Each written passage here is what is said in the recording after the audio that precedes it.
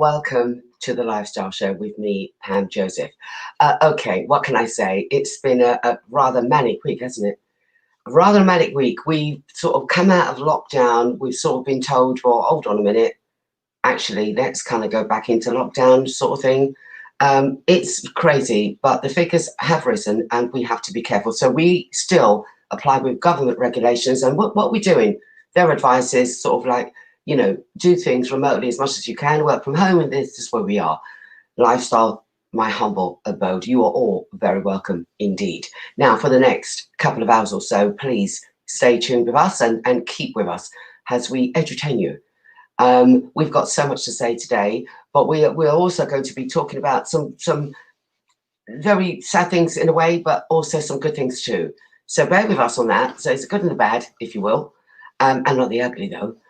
Hopefully, I've got my full makeup on. I'm so embarrassed to say I feel naked. But anyway, here we go. So let's talk about you guys interacting with us. You can do that. YouTube Live. That's Lifestyle Show TV. Messages. You can also send us a message on the Instagram. That's message us on Instagram Lifestyle TV Show. Our Facebook page, Lifestyle on Ben. Or simply email us. Yeah. Lifestyle on Ben, or one word, at hotmail.co.uk.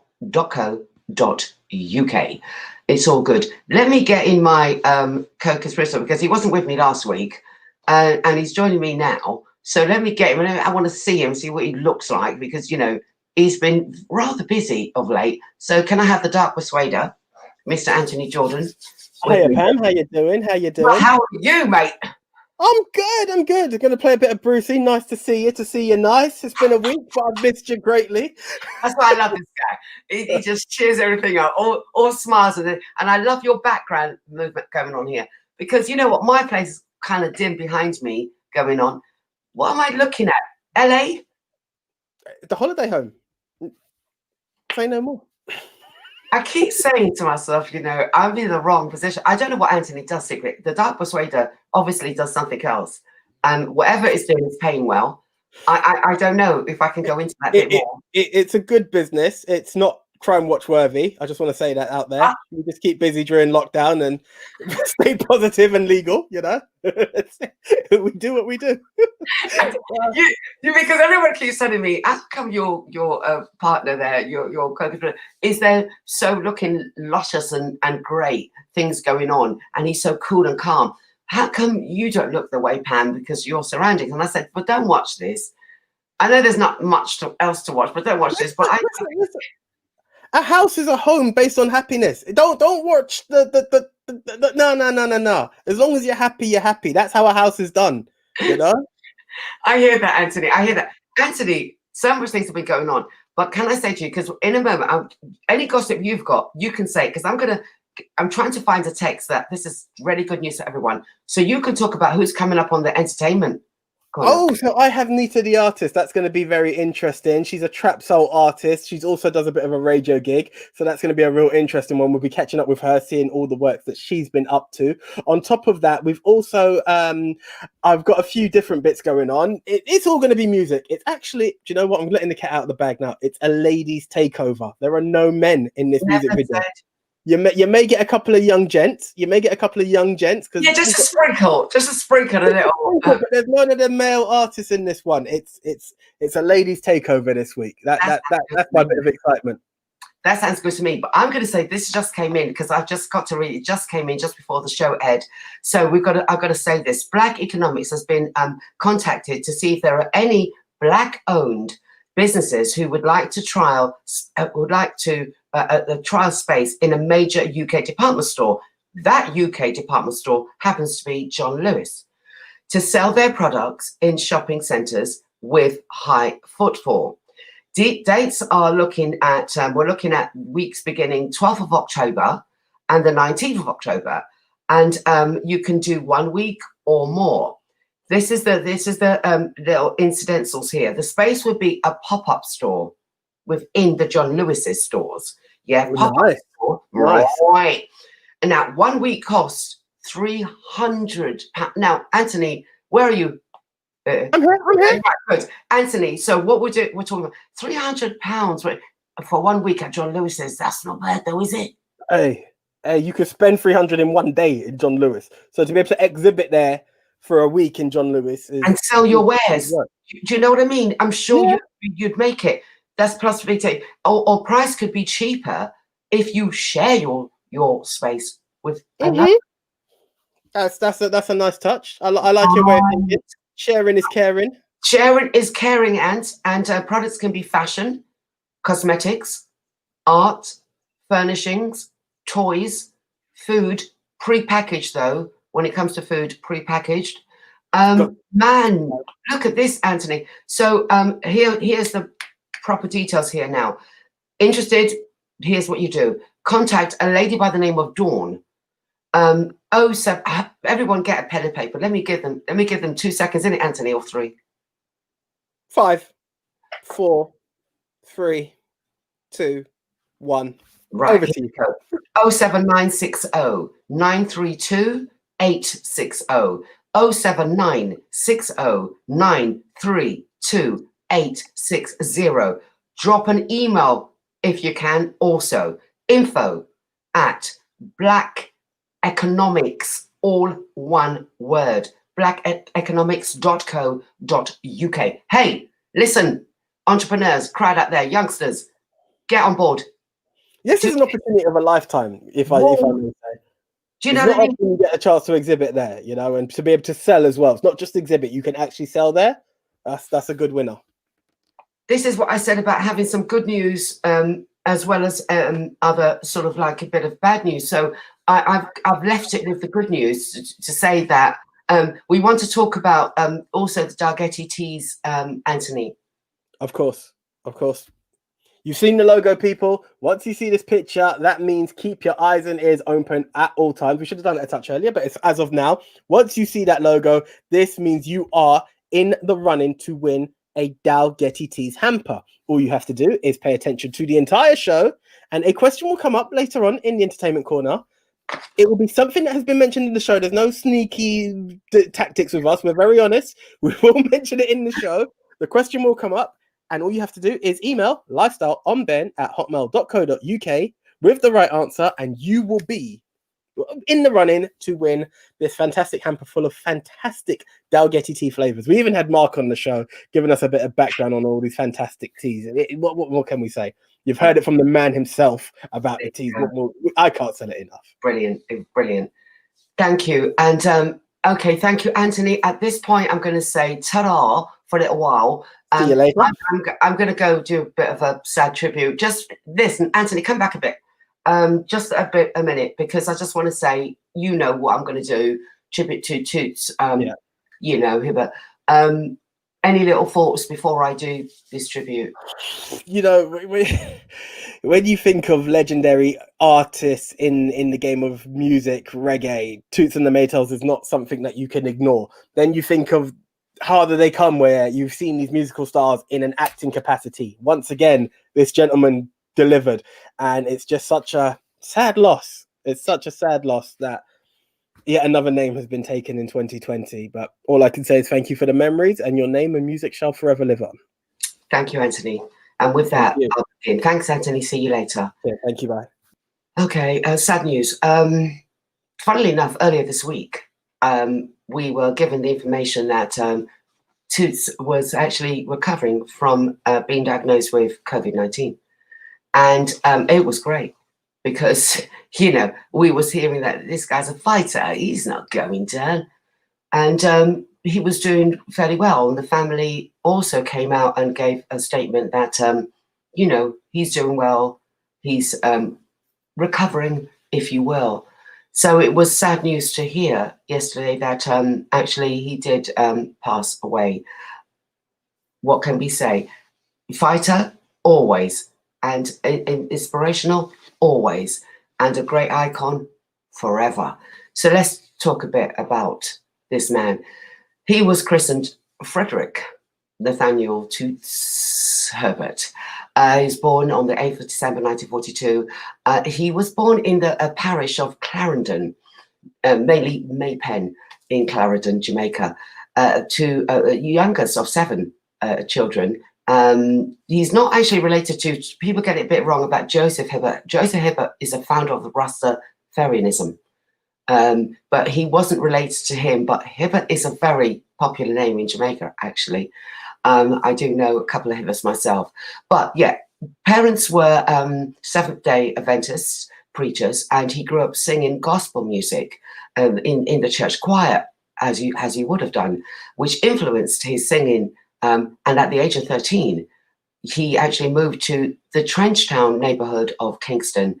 And as a teenager in the early 60s, he formed a band, and it was called Dubbed Maytals. It was with a guy called Ralphus Raleigh Gordon, Nathaniel Jerry Mathias, and these three guys called themselves the Maytals. And it was also, the Maytals mean, I kept looking at the group members and what does it mean about the group, Maytals? But it was named after Hibbert's hometown, Maypen. So Maytals, I think it should have been Maypals maybe. I don't know, just figure it out.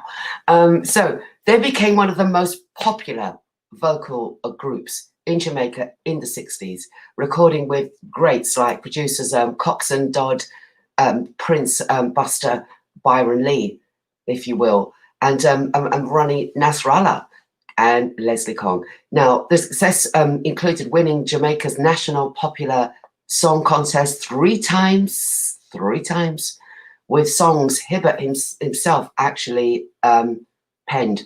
And we include 1966, Bam Bam, 1969, Sweet and Dandy, and in 1972, Pomps and Pride. Pomps and Pride. In 66, Hibbert was sentenced to 18 months in prison, though, for possession of marijuana. But it was whilst he was in prison that he actually got inspired to pen this, we all know this now, best known song, 5446, that's my number. Do you know what? I can tell you something. When I was young, 5446, I never added it. But that means 100. I didn't do that. I just kept singing the little 5446, that's my number. You know, but I didn't actually calculate, well, that means 100. Was 100 your number? Well, 5446. Anyway, you lot check it out and do your little research on that. So he was one of the first artists to use the word reggae. That was back in 1968. Use the word reggae. In his 68, saying do the reggae, but it was spelled R-E-G-G-A-Y. R-E-G-G-J-Y, yeah. And Toots and the Maytals have cited it as being the most inspirational bands of all time when it comes to artists, you know, people like Sean Paul and that. They just give it to Toots and the Maytals for that. Even Sean Paul has been quoted as saying, I've seen some great people in my industry, but Toots and the Maytals, it's a great reggae artist, and they still do what they do, and it gave him inspiration to do what he's doing, and he is going to do it as long as he can do it.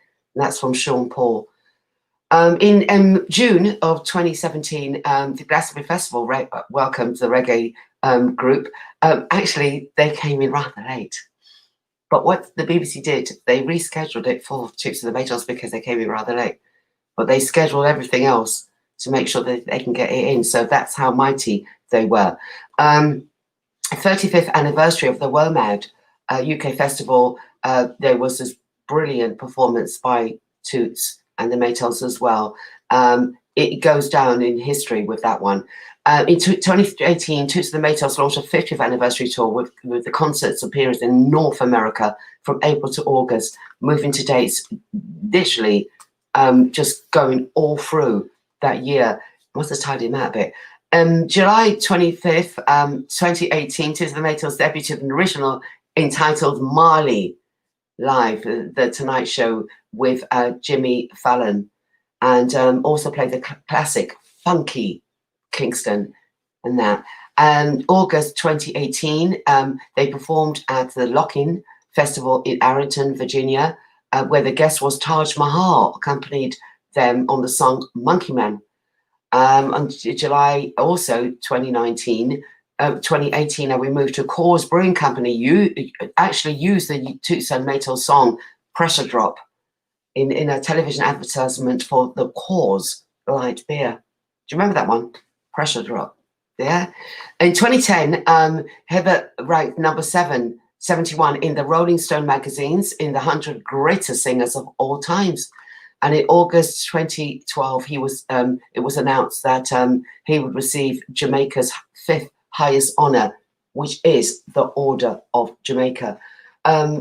Mr. Frederick Nathaniel Hibbert, known as Toots, gave way to this horrible virus, and we salute him. This is we can then announce to say, so born the 8th of December 1942, and died literally on the September the 12th, 2020. Wakanda forever. Let's take a break and we'll come back.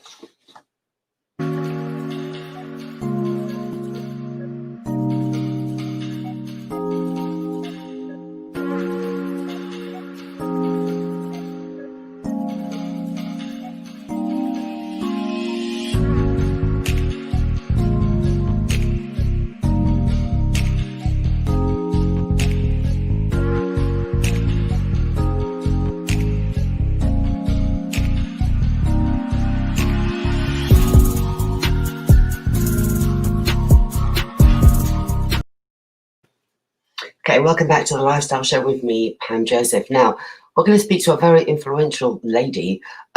She is, when we talk about the lottery, we're talking about, life-changing monies and things like that. And we're talking about, some people may call it gambling, but whatever happens, it's a great thing, because if you win it, you're not going to be criticizing it. But we're talking about also the help that lottery does. And many of us sometimes don't remember or think about the actual causes the lottery money goes to. So we've got a lovely lady in to talk about things pertaining also to our communities and how we can engage in that, and perhaps earn a bit longer, if you will. Let's have her in. Marlena, are you with me? Yes, hello there. I'm with you. Hi, how are you? I'm good, thank you. Good evening. Thank you for having me. Lovely to have you. Lovely to have you. I want to give you the platform first by introducing yourself and your position within the what we call the whole thing about the lottery institution. So yes, myself and a few colleagues came together to see what we could do. We all get caught up in our own lives and, progressing our careers and whatnot. All of us at some point have worked within the voluntary sector or have run organizations ourselves. So we know the pitfalls of funding and how it can come and go. Not, to mention all of the red tape. Are you a charity? Are you a CIC? Do you have a business bank account? Do you not? Have you had any form of funding before? So one arm of the community lottery, it's called the Community Lottery, was to provide an additional source of funding to existing projects. And where people have ideas and need help, we're there to help put something. It might not even be money that people necessarily want. It could be just the support to get an idea off the ground. So apart from the thing that everybody knows about, that when you play a lottery, you can win money, but a portion of the money that is made by people playing goes to what we are calling our good causes within the community lottery. You sound very passionate, but it is a very passionate project, because we someone like you needs to make sure that these millions of pounds find their way to specific causes and really needed causes, and not just to flitter it about. You said that you came together to do this, and they accepted you in. When you say that, is it Camelot that? Well, this is the thing. We are a completely independent, fully licensed lottery. We have nothing to do with the National Lottery, the Euro Millions, or anything like that. The Community Lottery, as we say, it's yours, it's mine, it's ours. We are fully licensed, fully independent, and we do not rely on the National Lottery or any of the mainstream lotteries that you're familiar with in order to operate. What we rely on is people from our community to play and share and encourage other people to play. So also, what's the criteria for the charities, if you will? What are they, you know, supposed to do now in order to put their names on the list to see if they can get any kind of funding going on? To be accepted as a good cause within the community lottery, all you have to do is, using your social media platforms, create a short clip between 60 and 90 seconds, talk about your good cause or your idea or your group. And again, it can be anything. You could be a sports team that need kits. You could be a church group that need to raise some money to take some children somewhere. You could need more equipment. We really have no stipulations on what you need some of our prize fund for. So you send us in the video, you also post it on your social media and tag us. We will then look at the support and how many people you have backing you. And when we bring everything together at the end of the year, those good causes will win a share of our prize fund. So to be honest with you, there isn't any hard and fast rule. Right. Obviously, it has to be a good cause.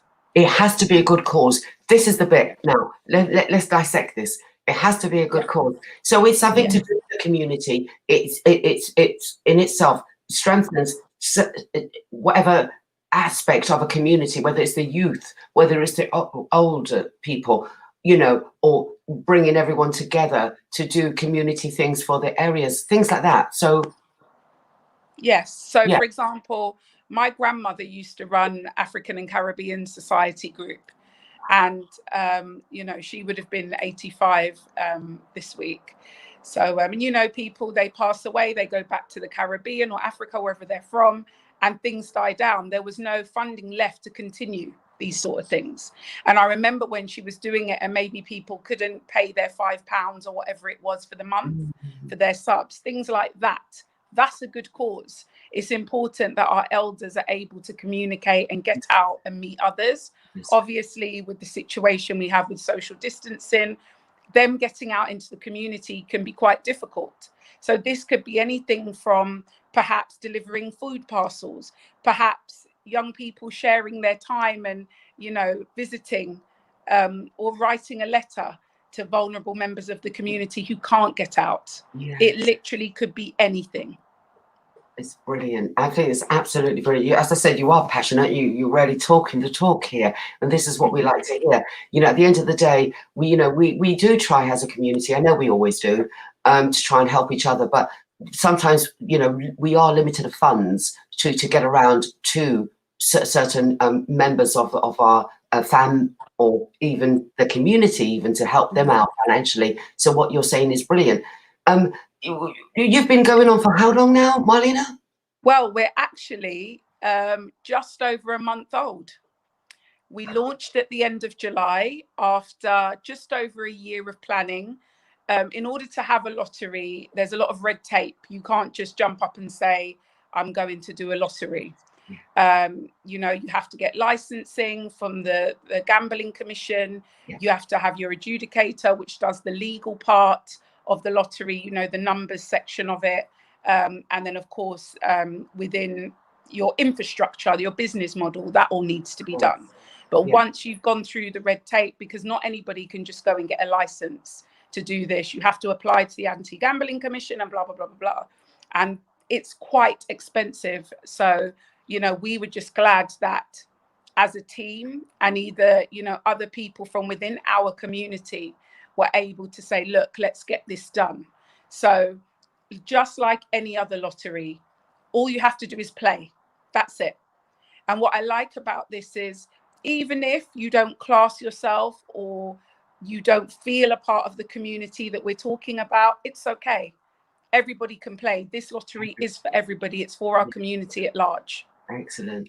I like that. Everybody can play, so it doesn't matter. Please just, you know, get involved. You can win something as well. So, but it's for a good cause, so get involved. We've Yeah. had 2 winners so far, which is amazing. 2 winners. No one's won the jackpot yet, but we're only a month old. Hold on. had What's the 2 jackpot? winners. What's the jackpot? The jackpot on the community lottery is £25,000. That's for me. Right. So Give me the play. details. Go out Give there me the and play. details. I want to know how to play now. So, how to play the community lottery. You simply visit our website, thecommunitylottery.com. It's very simple, easy to follow. There's a little tab that says play. You hit the play button, and then you've got all the details there. And then if you want to know more about the terms and conditions.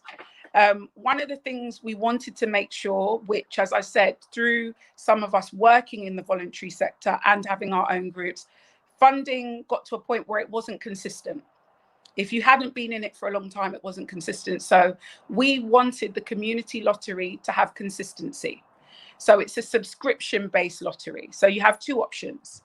You can either play for 4 weeks, and that's the cost of £4.35 by direct debit, or you can support for 13 weeks, and each play is still £1. So that's £1 a week for 13 weeks. And that means that we can continue consistently to grow the prize fund and continue to support those good causes that are chosen. Yeah. Eventually, we want to get to the point where the chosen good causes are selected every month. But right now, while we're building, we just need more people to play so that we can take more good causes in. Excellent, of course. So, so on a weekly basis, the jackpot you said is 25k, but on a weekly basis, somebody does win, and how much would they win? Depending on, would it depend on how many people have played? So it depends on your numbers. So our mini prize winners, the lowest prize that you could win is 5 further entries. So yes, this is Yasin. He was our actual first winner, a salesman from North Africa, and he was our first winner. Wow. And he subscribed for the 13 weeks. This is Jade. Jade was our second winner, and she got 2 numbers, and she won £25. Right. So 2 numbers, 25 quid. 1 number, did you say 1 number? 1 number. No, it's not 1 number. It's Yasin, he 2 of his numbers came up in the sequence. Okay. Yeah. So 2 numbers is 25. Yes. So he won 5 entries. So he got the chance to play the community lottery for another 5 weeks. Okay, so when his 13 runs out. Lovely. All right. At this point, Marlena, let's get this little ad going on. Let's let the viewers see it as it is, the lovely ad that we got. Let's play that, shall we? Yes. Win up to £25,000. The Community Lottery, a subscription-based lottery that allows you to continue to support good causes that matter. When you win, good causes win. Every month, eligible good causes have the opportunity to win a share of funds that could help them continue the good work that they do in our communities. To apply, there's no complicated forms, nor do you have to be a registered charity. Just grab your phone, send us a 60-second video explaining your good cause and the difference having extra funding would make to your project. Visit thecommunitylottery.com. Hit the play button and sign up for either 13 weekly draws or by direct debit for just £4.35 that gives you 4 weekly draws. You could have the chance of winning £25,000. The aim of the Community Lottery is to create an additional source of funding that will enable good causes to undertake innovative projects that matter. If you're in, the communities win.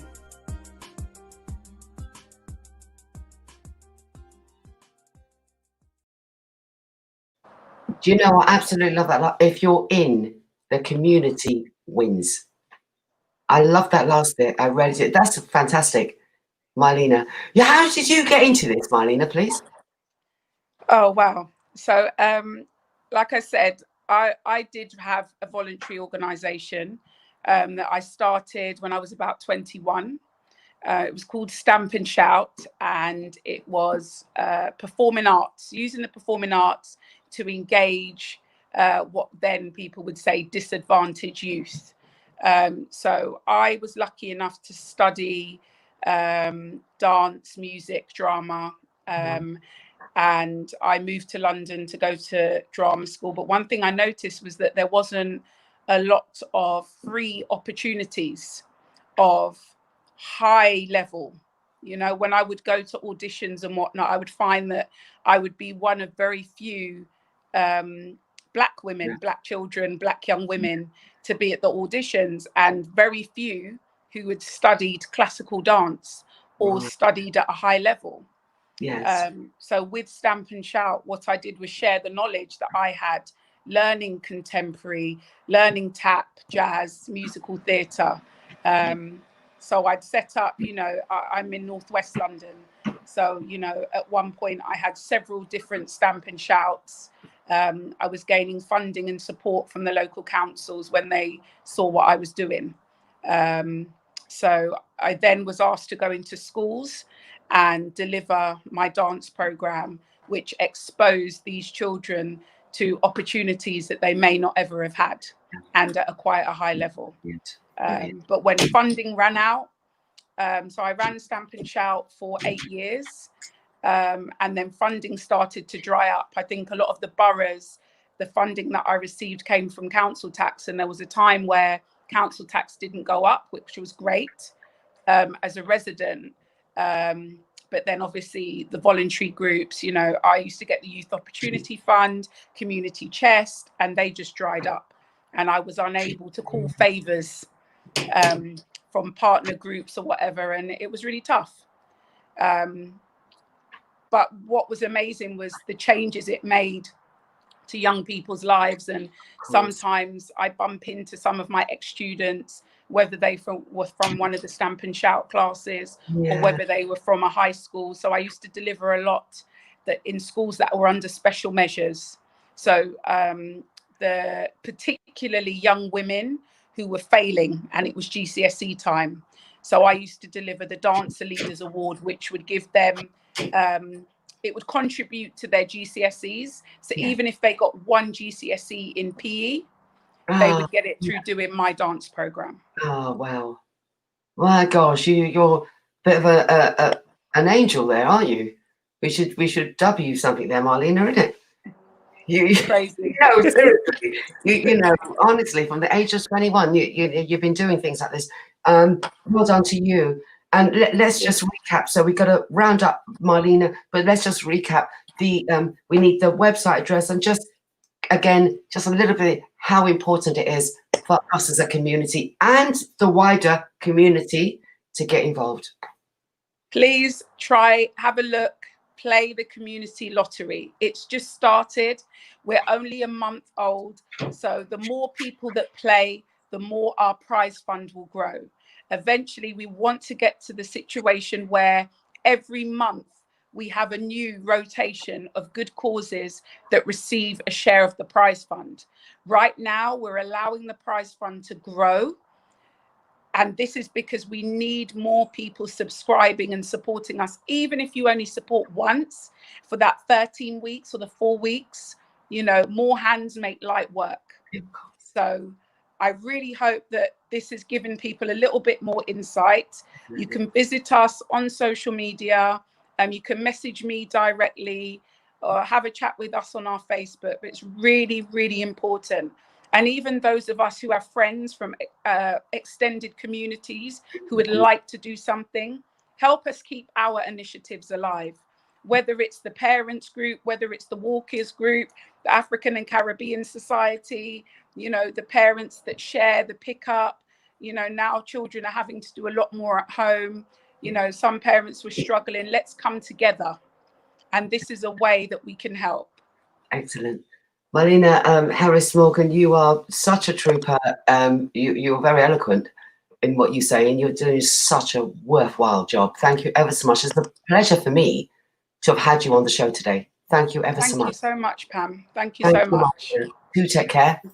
Thank you from the whole Community Lottery team. Nice one. Thank you. Bye-bye. Oh, I love that. You know, gosh, it just gives me that thing to be alive and to say, yeah, let's do this. Marlena is brilliant. She should be, come on, let's get her an MBE or OBE or something going on there. Brilliant. So you heard that, the Community Lottery Fund, the communitylottery.co.uk. Let's get on board. Share it. Let it go out. Tell everyone this is about our community as well. You know, we are strengthening our community, helping those disadvantaged, whether they be old, whether they be young. Let's get it going on. Get on board. I'm telling you that. Let's go for a short break.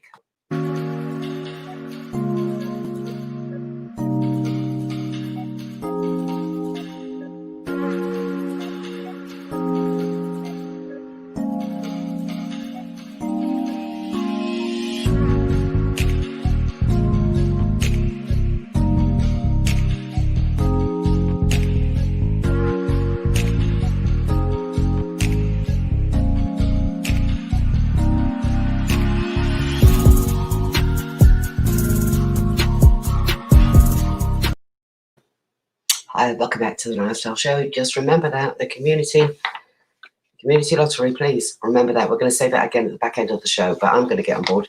Oi, we're not just dealing with we can win money, but you know, it's about our community. What we're talking about, Black Lives Matter. Have you not forgotten? Yeah, here we go.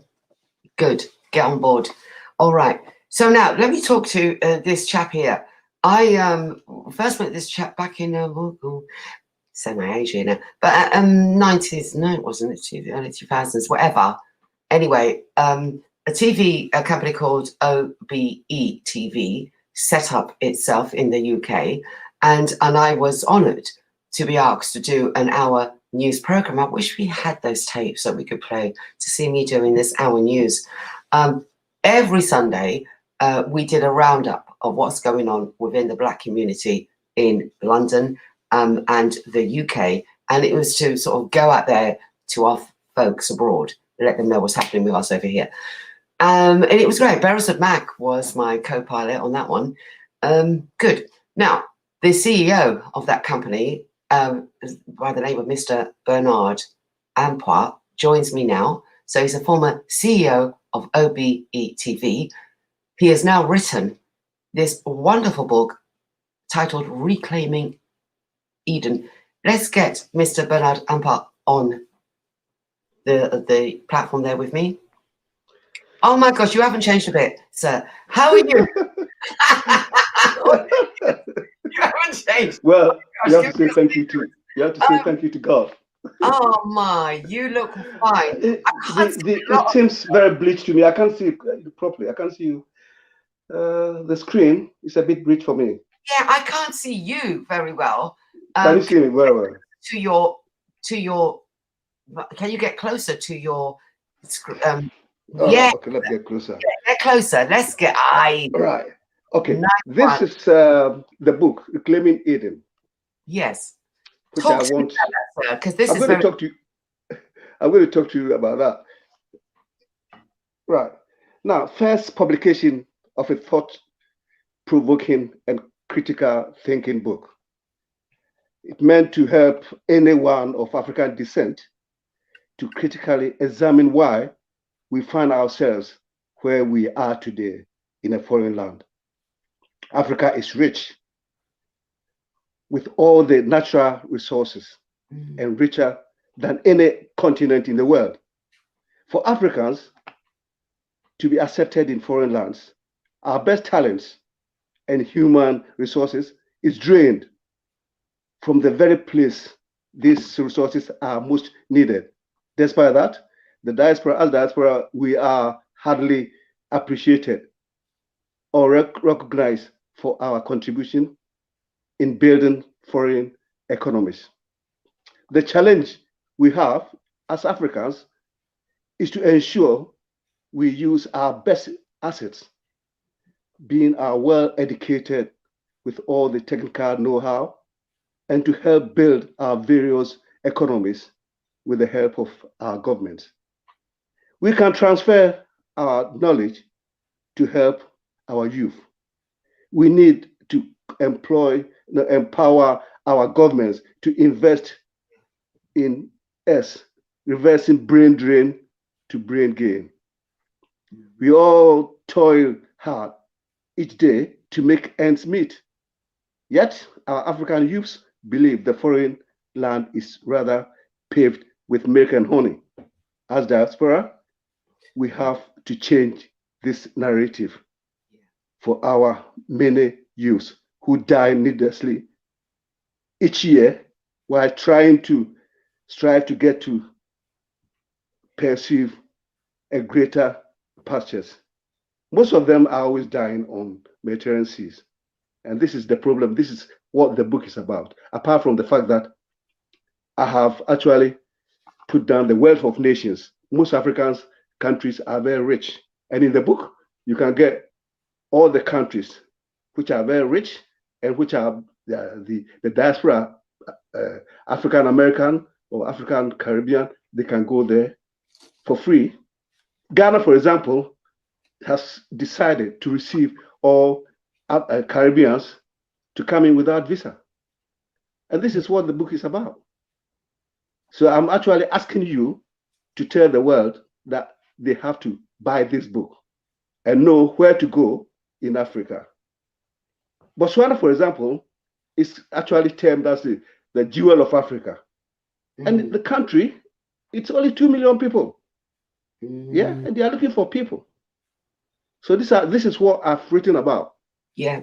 And I'm hoping that all Africans will buy the book, read it, not just Africans, the African Caribbean or the Americans, and then found it, and decide to choose a country where they want to go. But I'm going to ask you a question. How long did it take you to write that book? It took me about almost a year. Mm-hmm. Almost a year. I thought so. I thought it would have taken, because that's very deep. The book is deep. It's very deep. You go into the depths of things, and you look at the various countries within Africa as well. So I know you do a lot of research. Yeah, I did. In order for you to put this into that book form. Whilst you was doing your research, may I ask you, did you come across anyone that felt that, why are you doing that? Why are you putting us down? Why are you saying we should do this? Or how are you telling us what to do? Did you come across any kind of disdain? Never. People rather ask me to do it. I get the information I got from people. People wanted to know, because most people want to know where to go in Africa, right? And they don't know, they haven't got a contact. They don't know. I mean, so this book will tell you where to go in Africa. I've got about countries which I can just put them there if you want. I mean, about more than 34 countries in Africa, right, which are waiting for you, which are waiting for the African, because this is a continent which, when you go there, you have no problem with your color, right? You are the same as an African. So this is why I'm asking us, all of us, to just get ourselves ready and go to that country. And then I wrote about myself as well, how I came here, the struggle I went through. I started OBTV, the problems I went through with the system here. It's also there. Hard struggle. Yeah. But you came through. You did create this channel on British TV. Let me ask you a question though, Bernard. Let me ask you this now. Yeah. When you would say to me that you had no qualms at all, no, everybody said, do it, go for it. Are you saying now that you think there should be a mass exodus of us Africans living over here that should now just go back and start and create the buoyancy that is within this lovely land, lovely?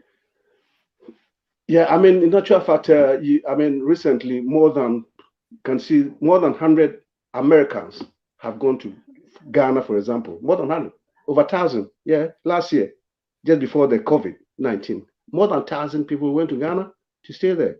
Some people are doing farming, others, properties and others. So, I mean, I'll be going next year anyway, definitely.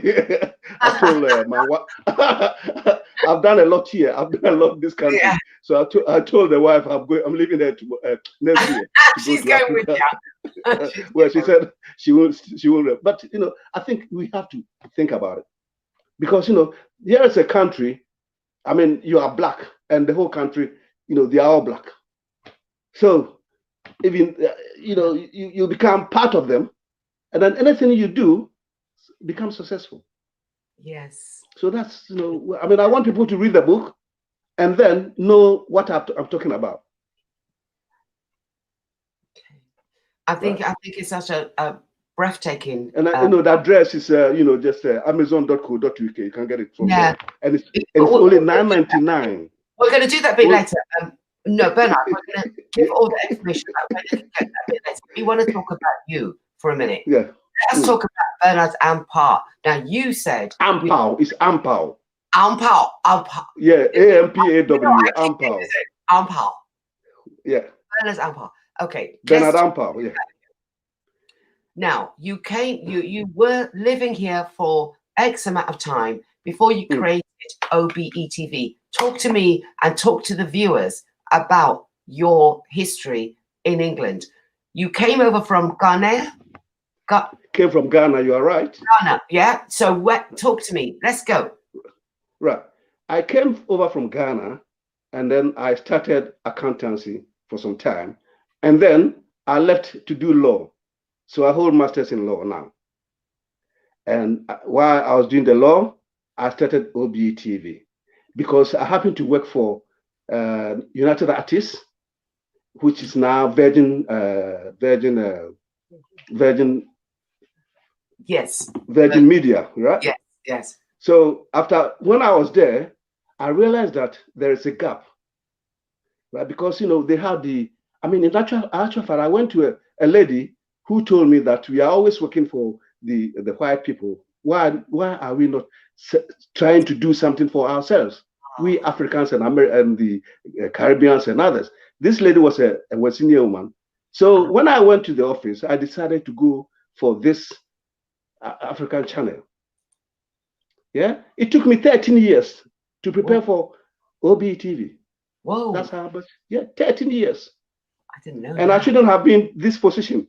But OBETV became so popular that the system didn't like it because we were reviewing. They go to Africa and then show the bad part of Africa, but we weren't doing that. Yeah, we're showing good programs from Africa, tourism and others, and they didn't like that. Yeah, so this is why they tried to. I mean, they did everything to bring me down. When I say bring me down, they were selling EPG, and they actually Sky did that a couple of times, and I have to buy EPG. So I mean, this is where I decided that okay, if I've done this, let me finish my law. I was going to do PhD, but I stopped because I thought it was a waste of my time. I started, and then I decided to write this book. Right? I spent 1 year at Sussex University just to do the PhD, and it was going to take me about 7 years. So I said, look, I'm getting old. Let me stop. And then hang on with my life. So this is it. You're never getting old. Your brain is too sharp. I know you're getting old. Your brain is too sharp. Well, I know it. That's, but you know me. I know you very well because when I saw you, I was so happy because I haven't seen you for a while. Right? So when I saw you, yeah. It's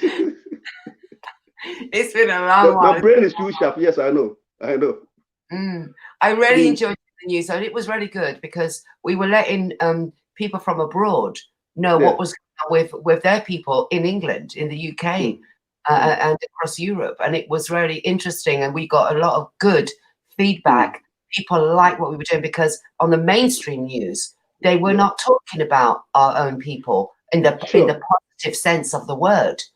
And so we did that, and that's why I thank you for allowing me to be able to do that. And it was really good. It was very good, and it went down very well. To be honest, it went down very well. So, but what we say is from here on in now, Mr. Bernard. Just call me Bernard. I tell you why I call you Bernard. Call me Bernard. Call me what Bernard. can we do about the book now? Let's talk to us. Let's talk about where people can purchase Reclaiming Eden. Reclaiming Eden. I'm trying to get W. Smith and Waterstone. It's not there yet, but you can get it from amazon.co.uk. Excellent. That's all we need. In fact, or even amazon.com. Even amazon.com is also selling it for the whole world.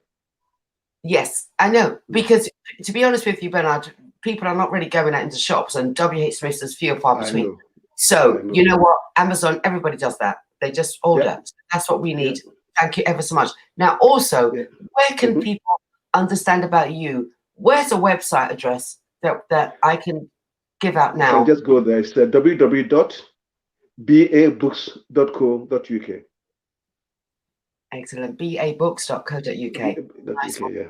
How is your wife? I'm going to go personal now. She's 'Cause she's just sitting here. She's all right. I know. Please tell her no. Is she there? Is she She's there? here. Yeah. Can she come with a screenshot? Okay, come on. No, come Pam on. want to say hello. Pam want to say hello. Yes. Come on. Well, she's asking me whether you finished the interview. Have you finished the interview? Come on. Where is she? She's coming. She's coming. Okay. Oh. He said, have you finished the interview? So just come in and see. Just let me get my friend. Hi. Can you see her now? Hello, Pam. How are you? Hello. Are you How are okay? you? I'm good. I'm good. How are How are you? you? I'm good. Hi, Pam. Oh, I'm saying Good this again. evening. Can you hear me now? Ah, I can hear you now. Oh, How it's are you? lovely How to. are you? I am good. I'm good. A long I am time. good. I am so blessed. Thank you so much. Yeah, we are doing okay. We are doing okay. Post OB. Yeah, God has been good. And that's all I can say. Oh, Yeah. lovely to see you. It's Lovely lovely to to see link up with you. I We'll know. talk behind the scenes, okay? And we need to link up for maybe old time's sake. Is I that know. all right? We do. Yeah. We need to Okay. All do that. right. Definitely. Thank you. Take care, Thank my love. you. All Take right. Take care. Okay. Bye bye. Bye. Bye bye. Oh my gosh. Oh my lady. So, Pam, you've Bernard, seen her now. yeah. And Bernard, Yeah. thank you ever so much. I think this book is going to be a humdinger. It's going to be great. It's going to be fantastic. It is. Yeah. It is a Bible, if you will. Yeah, For I should call it. I mean, to I'm a know- Christian, so I shouldn't say it's a Bible, but it's actually No, there for no, all of us. for young people to read on their history and Yeah. know where the pastures lie Right. and go back. Yeah. That's why I say it like that. Yeah, that's why I call it reclaiming Eden, because in Eden, that's where God put everything there, and all this gold, everything. Africa is the richest country. I keep on saying this. Never In said, the never world. said, never said, never said, never said. Excellent. Because in actual fact, a guy like some people went there. They said the mineral resources and that we don't need it. Africans don't need it. So the white, the Europeans need it. Yeah, it's not. I mean, I've in the book I've got a third word approach to international law, where because I did law, I put where the Europeans look at us as non-Europeans as very inferior. They are always superior whatever we do. It's a problem, but you can't do much about it. Not too much about it. But you know what? Well, I'm going to read your book. Thank you ever so much, Bernard and Park. Thank you. Yeah, I have to say thank you for taking me, having me out. No problem. We're gonna hook up. I need to have an invite to your home for a nice dinner. Yes. Yeah.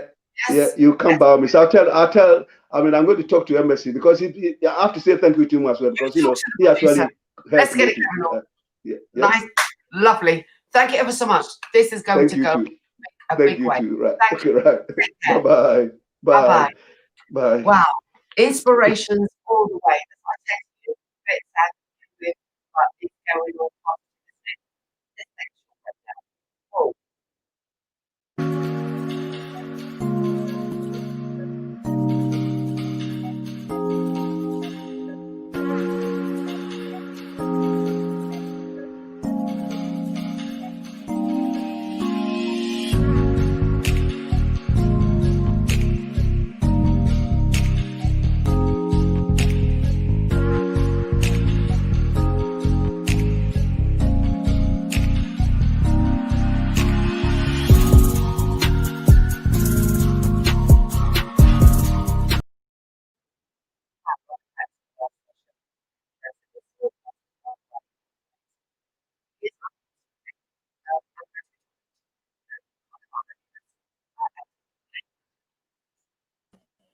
felt about the carnival because he's a man that needs to know. Oh, here's Anthony. It's not you, Anthony. Oh, wow. No, don't worry about me. Don't worry about me. Me there. Do you know what? I'm just so excitement. It's the man himself that's coming up next, you know? Yes. We got need a bit of a lagging problem there. Oh, okay. We need to get some lowdown on what he thinks because he says it straight. This is a man that says things straight and he doesn't care. Doesn't he just? Says it as it is. So what? We got him going on here. We got Tyrone Roach, UK editor of the Barbados Nation newspaper. Are you with me, Mr. Roach? Good evening. How are you? I'm good. How are you, sir? Much better for seeing you. A man with a smooth tongue as well. I love this guy. I actually really love this guy. Tyrone, I said to everybody just now, you don't pull punches. You say the thing straight. One of the yes, I know you do. The main reason I wanted you to come on, really, I needed someone to be forthright and just give their honest opinion. What did you think about the virtual Notting Hill Carnival? Everyone's a bit you can give it to us straight. Can we get that from you? What was your impression? Come on. It was fine, and it helped the carnival to reach a much newer audience. But I don't think we want to do that every year, do we, really? Because you saw all different aspects of the carnival. It's like one large documentary. Carnivals on the streets and stuff like that. And because of these COVID times, we can allow that. You know, I think we can allow it, but it's not something that we want to keep going all the time. It's like watching films last night. We allowed it, but it's not the same without the atmosphere of being on the streets, is it? It's definitely not the same. It's definitely not the same. But did you think that with the fact that it can go over to the masses, and I'm talking so internationally wise, that there may be an idea that we kind of limit the street bit and impact on the virtual bit? That could happen. You know what? Because there's so many different English people involved, yeah? I don't think they're going to try to do that, because any fight that we have with any of the authorities, if we have white people involved, we're more likely to get a victory than doing it on our own. And they'll look forward to it as much as anybody else. You know, even from these Black Matters protests and stuff like that, we get access once we have the younger white people involved. It's my opinion. In your opinion, I look at it like this, because when we had a selection of people just before the carnival started, and they were part of different mass bands and what have you, but they were saying, actually, this is really great because we've never seen other bands at the same time parading and seeing their costumes and having a feel of how people saw the other bands. And they were saying it's unique and it should definitely stay. So I'm thinking to myself, if the ones that are used to doing this street thing think that this thing is so great, maybe there is a chance to perhaps limit the street thing maybe to one day and then have it online. I don't think so. Maybe we can incorporate the virtual and have it stream more widely, because at the moment Carnival is only done by it's done live, but it's only certain segments at the judging point. But if you can do it right across Carnival, it will make a difference. But I think there is room to have a virtual streaming of Carnival as well. I think that's that. But I don't think we will let them cut back on it with the amount of people that attend Notting Hill Carnival. Yeah. Fight on their hands. One of the things we did hear from the executive director, Matthew Phillips, said that no matter what happens, the street will be there. The street side of it will be there. But he did emphasize that it will now definitely keep onto the virtual. They were signed up with, I think, Samsung now and Samsung, and This is loads of money. Well, that's what. But Carnival needs the sponsorship, doesn't it? Because they haven't. But if it goes to the people that are doing the carnival, if it goes to the mass bands, it's got to be distributed, right? Hasn't it? Yes, you're getting political now, Pam. But yeah. Oh God! But I mean, I'm saying, because I spoke to a few of them, they were saying it's all well and good. Carnival is great, but if you've got big names now coming on, you're talking like major names coming on. You're going to now keep doing this thing on an online basis. You've got Samsung, things like that going on. You've got Spotify going on. So these are names. What I'm saying is, and what they were saying, they hope certain monies are going to be sort of given out to, you know, the people who make carnival work. And who are the people who make carnival work? Isn't it the mass bands? Mass bands. Yeah, but that has always been Carnival's problem, getting the funds in. From way back, we had loads of big funders, Virgin, all of those, but they gradually drop out. And for something that has been going for such a long time, it's a tragedy that we have to be still fighting for funding, because we should be able to be generating our own funding. And if the virtual carnival brings sponsorship, well, therefore there's a space within that setup for streaming it live somewhere. You can't have carnival without mass bands. You can't have without the streets. It wouldn't be carnival, will it? It's not going to be carnival, not as we know it. So that has to happen something like that. So okay, so you kind of like giving it the kind of thumbs up that you felt it did for what we had to deal with. We all know that it couldn't have happened because of COVID, but you felt that the online was all right. You felt that it was okay. Did you watch it? I'm actually saying it's better than nothing. It actually got. I mean, I couldn't sit down and watch it for the whole 4 hours. I watched segments of it, but some people had it on the big screens and had parties and stuff like that. That's a totally different atmosphere. But there's some people who even our elderly who wouldn't even venture down to Notting Hill anymore. So they were able to enjoy some of it, what's going on from all the different aspects of it. Yeah, so I think there's positivity in what they've done, but I don't. It's the future at this point, anyway. Yeah. Anyway, so let's talk about the Barbados nation. What's happening this week? Let's go with that one. What's your headlines, mate? Remember that we're a weekly paper, so because of the the recent announcement. Yeah. Well, so we have I don't know if you know Speightstown is one of our smallest towns. Yeah. They had a large fire which destroyed about 3 or 4 buildings.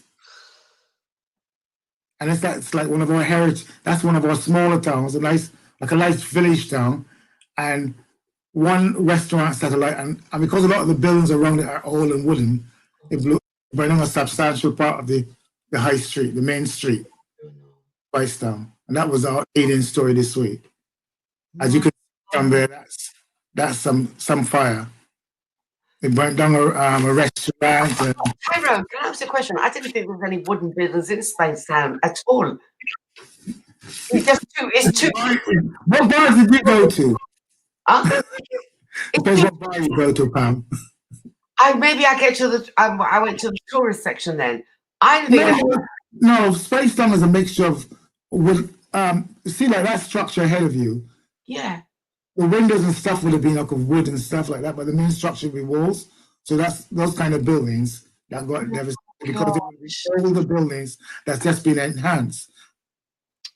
So there's like it was the restaurant, another the original Alexandra School building, and one other building. Oh gosh. Yes. And what they've been trying to do is to bring people back into Speightstown, so that they can regenerate the whole area. So the Prime Minister and everything that they will do all the best to get Speightstown going again.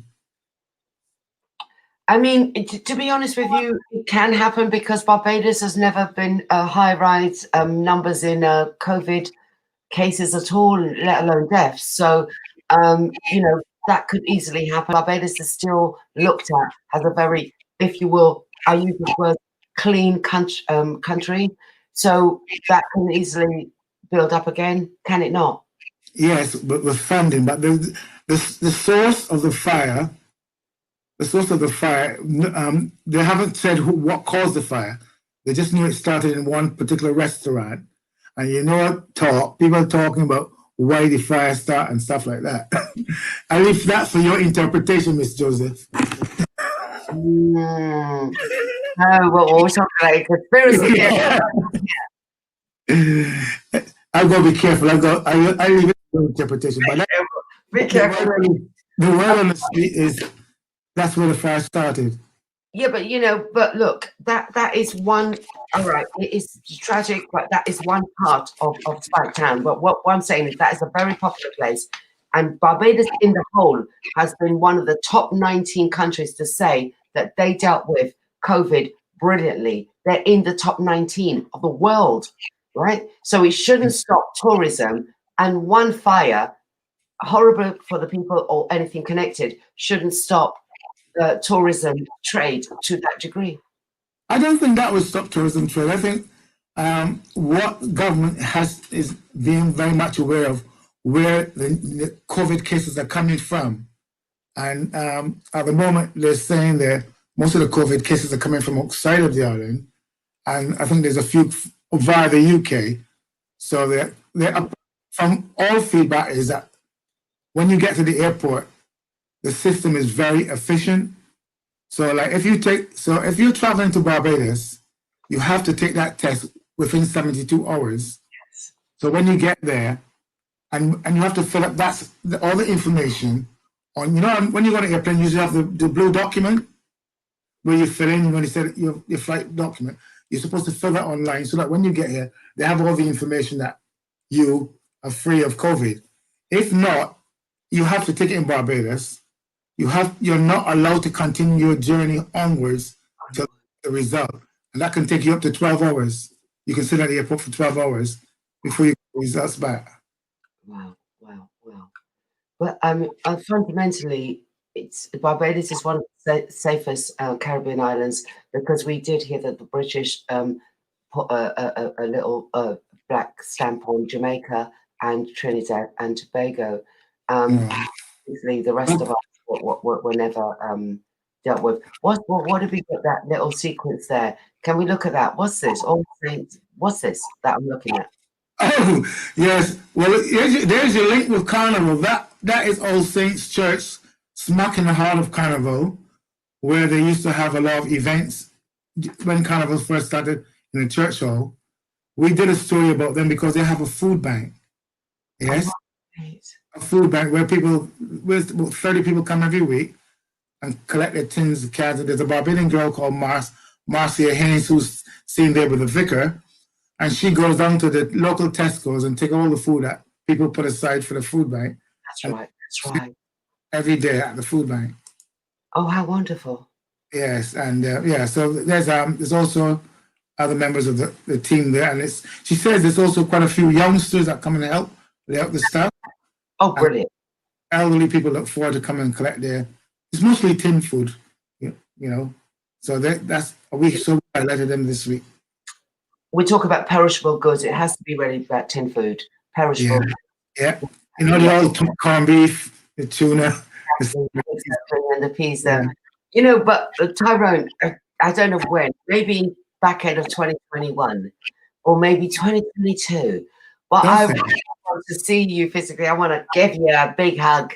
I really do. And I do that with so many of my guests. I just really want to see you people and give you a big hug. And we're not going to be able to do that for a little while. We have been told, Tyrone, just recently, now is going back to only 6 to be inside and out. It's going back to. There doesn't seem to be any logic to it, is there? So we can only have 6 in our house, but we can go outside or go down the pub and mix with more other people. I give up. There doesn't seem to be any rationale how government are just controlling it. And how long do you think before we actually get back to normal? And this is the problem, because we don't know. But I will say one thing for you, that the figures are rising with the cases, and the numbers are rising with deaths. And simply is because of the fact that it was over too soon, as far as I'm concerned. That's my personal opinion. It was Really? open soon. It should be. Birmingham's closed down. Hmm?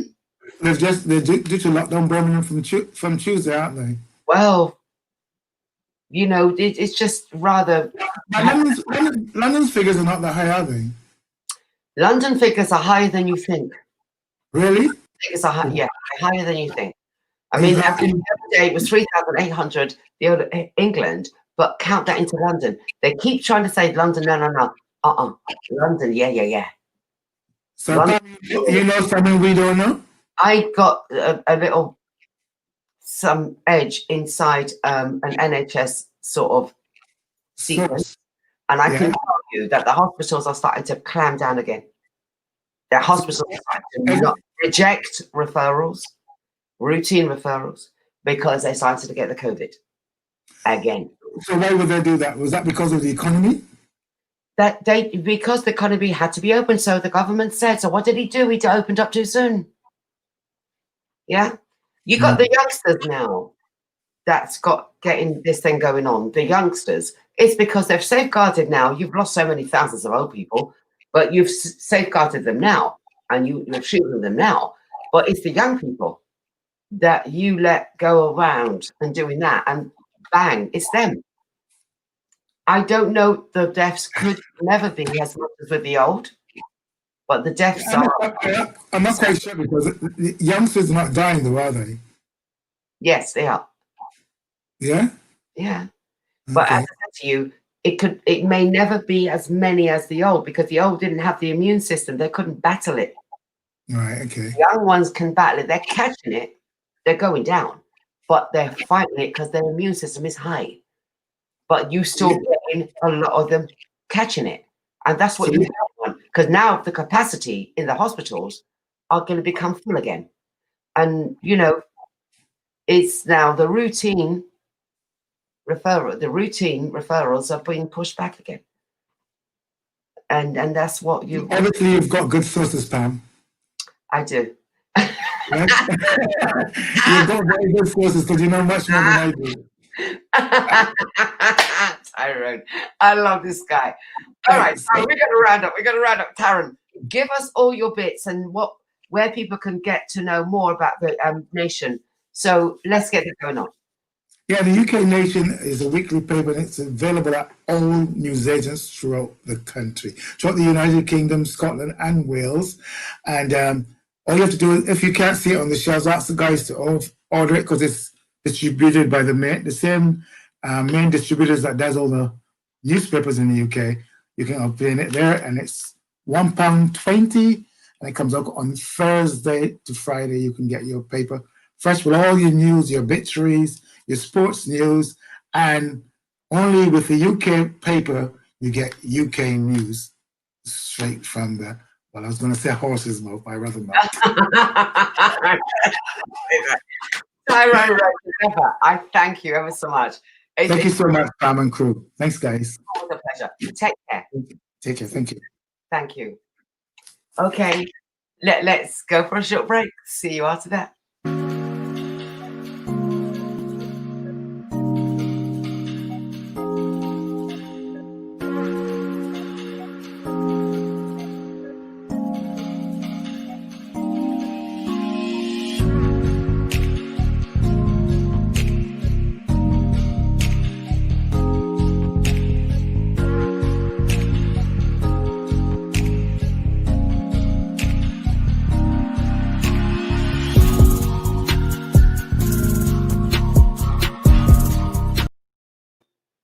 This is my little thing to my heart. This piece I'm going to say now. It's going to give you an update about the Blue Plaque, Choice FM Blue Plaque, no doubt. We've been talking about that all the way along. It's a fundraising initiative. It was about getting a blue plaque erected up at the Brixton Studios, where it all began, Trinity Gardens. I've got to tell you this, though. It's went, $5 grand. It's gone way over that. But I'm going to tell you in a minute how much it is. What we're going to do first, we're going to hear about two ladies. It's a man's world, radio business as well. But there was two ladies very much part of Choice FM, and we had them there when we was doing, the walk last week, but never got to put them on the show. Here they are. Better late than ever. Dr. Yvonne Thompson, former director, Choice FM. The next person I'd like to speak to is one of the directors of Choice FM. She was integral in me starting there and also supported me along the way. She is now a doctorate.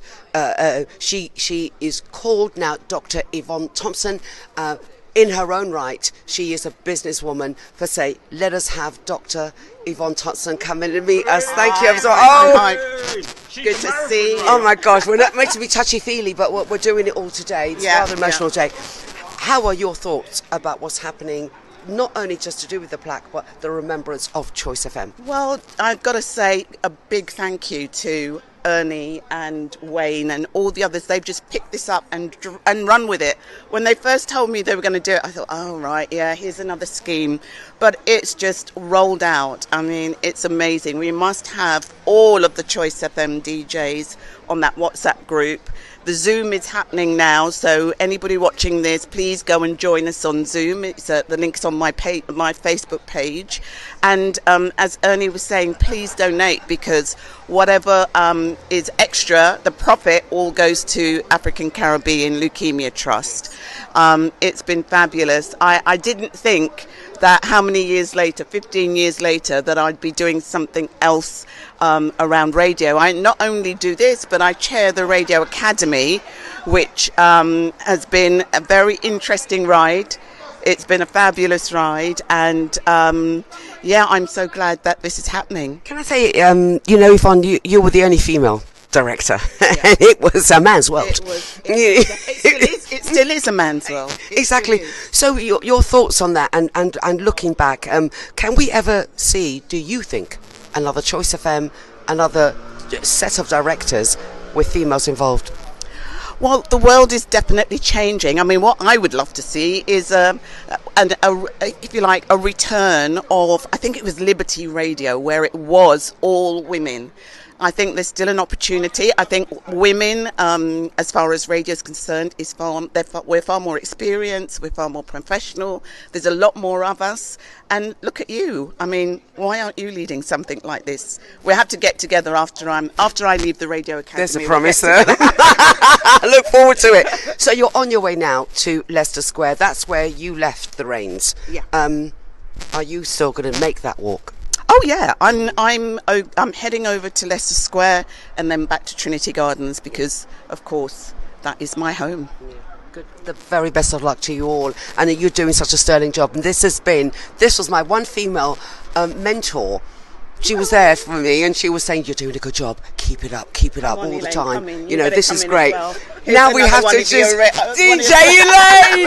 One of the originals. Yeah. But you were there, one of the top ones, female DJ on Choice FM. How was that for you? Absolutely fantastic. I enjoyed every single minute being at Choice FM because, if you remember, I came from the Pirates, I came from LWR, and we too did go for the license. And so, for us, we went for the London wide, and if we'd gone through for the South London, we may have stood a better chance, and there may not have been a Choice FM. However,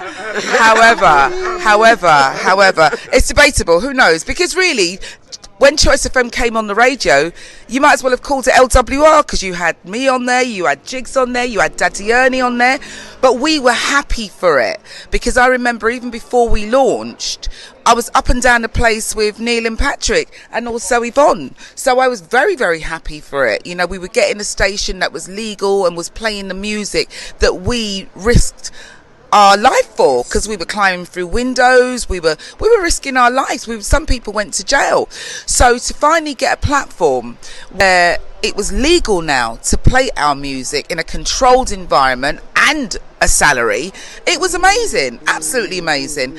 So, for me, for that reason alone, I'm heartbroken, all right, that how many years on, we still don't have a station. And when Daddy Ernie first spoke to me about this blue plaque, hashtag Choice FM blue plaque, I was excited. And when I was conveying the message to someone else, they wrote RIP, and that made me very sad because it's a kind of a reality, isn't it? So for me, I'm hoping it's going to be the catalyst. Look at that. RIP, indeed. Choice FM is going to have that blue plaque. It is going to be erected. Let me just say a little bit more about certain things that we spoke about. They spoke about a charity called the ACLT, and for many of you who may not know about that, it's actually African Caribbean Leukemia Trust. Let me give you a bit of information about this. It was set up and co-founded by Beverly DeGale, who is now an OBE, and Orrin Lewis, again OBE, in 1996, after they received news that their 6-year-old son, Daniel, had been diagnosed with leukemia. Daniel's only hope, and if you don't really know this, the only way we can get, the proper transplant is from our own people. It's from our own. Yeah, we can't get it from anyone else. It's got to be our own. And there's not enough. There wasn't enough. There certainly wasn't even an inch of it in the system. So basically, Daniel's only hope of survival was to receive a bone marrow transplant, and bone marrow was racially specific characteristics, therefore. So Daniel's donor could only be found within, as I said, our community, or indeed a mixed race population as well. At the time, it was only 550 who were registered. Oh, joke. So in 1999, after 3 years of campaigning alongside with these parents, they did this ACLT, and they got a lot of response on that. So donors came forward and joined the bone marrow registry, and he became the first Black person in the UK to receive a life-saving bone marrow transplant from an unrelated donor. I can tell you now, she was American. That's how far wide ACLT went. She was American. And she read about it and she said, well, let me give my blood and see if I could be a match. And she was. And it was there. So Daniel survived leukemia, and he lived for several years more. But on the 8th of October 2008, he died due to an unrelated illness. But the ACLT continued, and their life-saving work of spreading awareness carries on, surrounding the bone marrow and blood and organ donation within the ethnic minorities, with the sole purpose to increase the number of ethnic minorities registered on the bone marrow and blood and organ registrars. This is what we need to keep doing. Even now, we need to keep doing that. We need to give our blood. We need to see if any of our people need it. It can only come from us, and that is the ACLT. So when I keep saying the ACLT, Choice FM are gunning for that as well. That was one of our main charities, our main regime that we kept just banging on about that. And we had lots of events and football matches. And, I remember Choice FM having a football match with Kiss FM, and, they were sleeping a bit, Choice FM, and then they woke up and started to score goals. And they found out that one of the footballers was related to Giggs. And he said, that ain't right. Well, he ain't Giggs, so how could that be? Anyway, that's a long story. I'm starting to get tears on this one. So let's leave it as it is. Let me say to you that right now, after asking for 5,000, it's over 6,000. £6,000 has been donated, but still want more going on. Still need more going on. There's some pictures I'm going to show you of Trinity Gardens, how it stands now, where the plaque is going to be erected. We can see that, right? So just there, that door behind, that was our entry into the Choice FM studios. It's now apartments, but the plaque at the wooden bit that you can see just behind Martin J there, it's going to be erected there. This is going to be happening on the 7th of October. 7th of October. I'm going to give you more on that later on in our thing. So it's just so great. It's just so great. I'm just thinking, you're blushing out. It's so great. It's all good. So anyway, let us. Oh gosh, did you say? Oh my God! You know, this is the old school. This is Brixton. Right in front, you see, Kirk Anthony, God rest his soul. At the side, towards your left, you see. I had him on the interview last week, and that's one of the directors there, Neil Kenlock. Just before, it was a chap called Adam Beasley, he was in the production, and next to him we've got a DJ Neil, and next to just in front of me in the what you got Schumann, Jeffrey Schumann. Just behind me you've got a slim version of Martin J, and just in front of him you've got Patrick Berry. At the side, all this.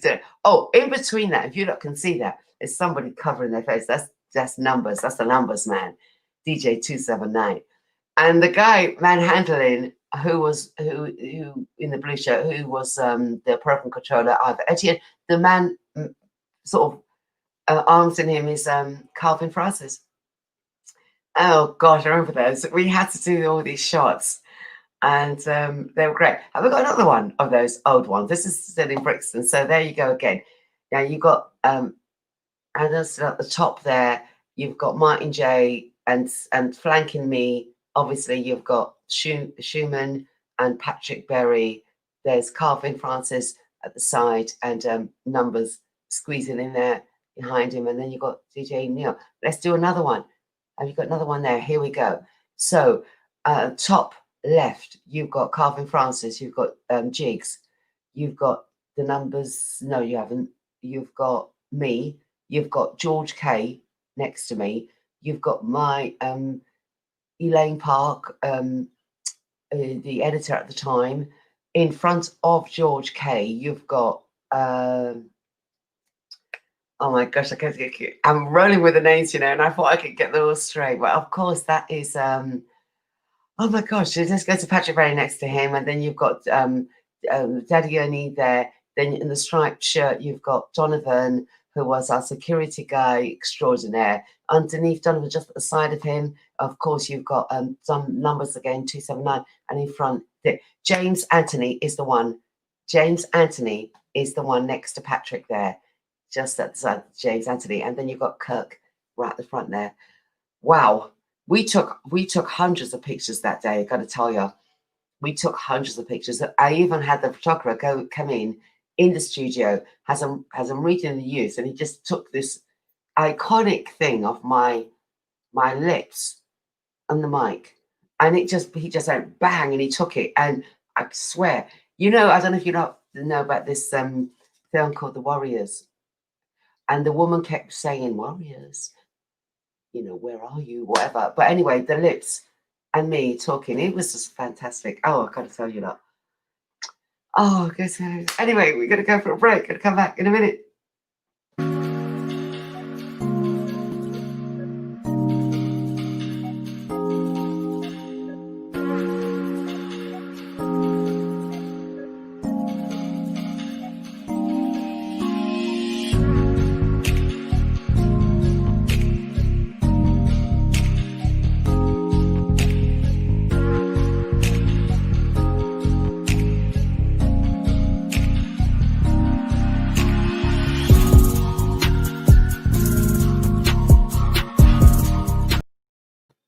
Going to make this fast and furious.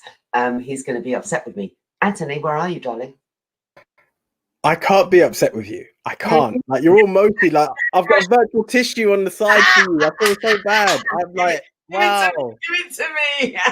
There we go. It's yours. Oh gosh, no, Pam, I feel it for you. I do. Yeah. Such a memory. Like, for me, as a kid growing up, Choice meant so much. To have actually been involved and create it, I can only imagine what else that meant. So thank you all for the memories. Is all I can say. Honestly, it was a big one. And thank you for the young blood like you coming in and keep making this happen for us to keep stirring the way. And that's what you're doing, Anthony. You're the carrier of the young ones now. Let's get it going on with your lifestyle entertainment corner. The baton is yours. Thank you very much. That is an honor bestowed upon me that I didn't even expect. I am touched and humbled now, but the show must go on. I'm now going to introduce a young lady who's also carrying the torch, both in the music field and for unveiling new talent. The one, the only Miss Nita, the writer. Oh, there is it. Yeah. There you go. Hi, you're right. How you doing? I'm good. How are you? Good. Good, good, good. I just want to put this out there before we go anywhere further. Ladies and gentlemen, this has been weeks in the making. So I am so excited to finally have Nita on the screen with me right now. Indeed, indeed. So Nita, before we kick off, I mean, I'll be honest, I was going to say tell us about Nita, but there was something I read that is a fusion I've never heard of that I need to ask it straight off the bat. Right. You went into grime, but you started off in the church. And I'm not saying that grime is not godly, don't get me wrong. Stormzy's done his bit. But how did that fusion come about that you were able to deliver grime and have your background in the church? No, basically, this was when I was at school, right? When I was at school, I then started to develop on my singing because we had music lessons. But then this choir was a Catholic. It was a Catholic choir that I'd actually joined. Okay.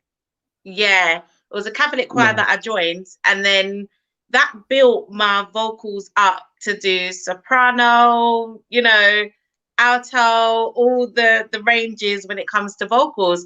So that was how that started. And then after that, or was that was actually during, to be honest, because we're still doing music lessons whilst we're at school. After that, no, during that, I started getting into the whole producing the grime. I don't know where that came from. Grime was a movement. Let's not deny what grime was. It was a movement. You know, I'm not even going to say it was, because, you know, people are still doing their bits in grime right now. So it is that. And well done for you to be able to produce that and do what you were doing. Yeah. From there, you've now moved into the world of trap soul. Who are some of your influences in music that has allowed you to touch into the various genres of music like that?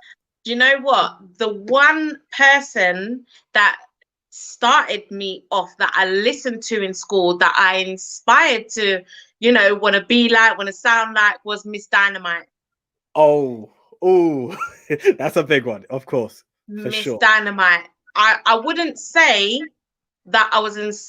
I mean, I listened to a lot of other artists, but she was the one that I really looked up to, listened to every day. Just Miss Dynamite. So I can't give you another name than that. Listen. Do you know what? This is me getting a bit personal now. I remember buying it. I don't know if you remember Bagley's back in the day in King's Cross. That was like an underage teen party, and I was I normally avoided those, but I had to buy my ticket because Miss Dynamite was performing there. It was Miss Dynamite and Harvey from So Solid. But then I was like, that is it. I am there by all means. So Miss Dynamite is not to be like just Miss Dynamite. That is a powerhouse in the music industry. So if you are to be influenced by anyone, for sure. That was my inspiration when I watched her on the Mobos. When she was performing, I was like, I want to be there. Like I really just wanted to be there because she was there. That was where my voice, how can I put it? Although I was in the choir, but I was listening to obviously Miss Dynamite and what she was saying and things like that. And I was just inspired from then. And that's when I started to take my singing more seriously and do the singing lessons. Perfect. No, that's big. That's awesome. The next part though, you mentioned that, and I can see the speaker there. You've got your studio, you've got into the producing game. How did that come about? Was that something you just decided to do, a couple of lessons? Yeah, do you know what? From when I was in school, I kept on with the music. And then when I left school, I went to college, and then I actually did performing arts. So, and I also did BTEC in dance. So I was doing all jazz, contemporary, and all of that stuff.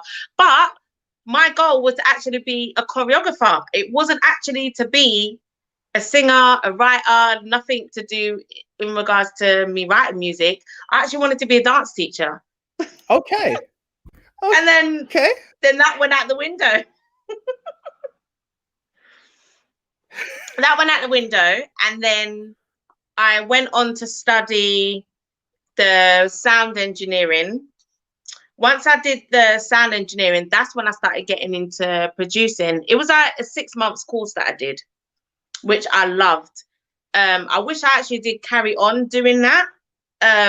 producing, because then that was strengthening my producing as well as being able to sound engineer for artists. So that was the lane that I was on. And then after that, I started to just really get into my singing. I felt like, oh, I can write. I've been going into studio sessions. I've been writing these melodies and hooks. And then that's when I started to get more, this writing thing, it might actually be what I kind of want to do. But before that, I actually started doing my own events because I like to just class myself as a creative. Nice. Although I'm a songwriter, I'm a creative because I've put on numerous events where I had, you know, like artists like Paige Keiki, Stormzy, Lady Leisha, Malika, Mo the Comedian. I've had quite a few, Bushkin from Heartless Crew. Like I've had various amount of artists. And then I started to feel a knack for being in the music industry. That's when I started doing the events. That's when I was like, no, I need to stay within the music. Whatever I do, I'm going to be in that field. Nice. So when I started doing those events, when I started to see people actually turning up, because that's the frightful thing, when you're starting to put on shows and then you think nobody's going to turn up, it was one of them vibes.